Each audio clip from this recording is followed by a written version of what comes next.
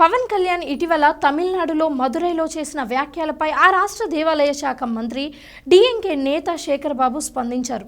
2026 తమిళనాడు ఎన్నికలలో చెన్నైలోని ఏ నియోజకవర్గం నుంచైనా పోటీ చేసి గెలువు అంటూ పవన్కు సవాల్ విసిరారు.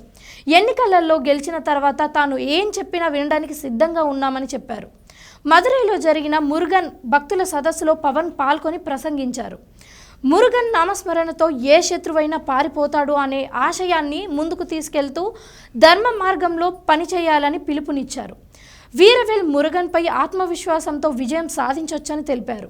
ఒక క్రైస్తవుడు తన మతాన్ని గౌరవించవచ్చు, ఒక ముస్లిం కూడా వారి మతాన్ని గౌరవించవచ్చు, కానీ హిందువు తన మతాన్ని గౌరవిస్తే మాత్రం ఎందుకు అభ్యంతరం అని ప్రశ్నించాడు పవన్. సనాతన ధర్మంపై ఉదయనిధి, స్టాలిన్ వంటి డిఎంకే నేతలు విమర్శలు గుప్పించిన సంగతి తెలిసిందే. ఈ నేపథ్యంలో డిఎంకేని ఉద్దేశించి పరోక్ష వ్యాఖ్యలు చేశారు పవన్. దీనిపై తమిళనాడు మంత్రి శేఖర్ బాబు, పవన్ కళ్యాణ్కు అసలు తమిళనాడులో ఏం సంబంధం ఉంది, మమ్మల్ని ప్రశ్నించడానికి ఆయన ఎవరు అంటూ ఆగ్రహం వ్యక్తం చేశారు శేఖర్. బీజేపీ మాయలో పడి మత రాజకీయాలను ప్రోత్సహించొద్దని పవన్కు సూచించారు. తమ ప్రభుత్వం దేవాలయ శాఖ అభివృద్ధికి పూర్తిగా కట్టుబడి ఉంటుందని, పవన్ మాటలను నమ్మడానికి తమిళ ప్రజలు సిద్ధంగా లేరు అని అన్నారు శేఖర్.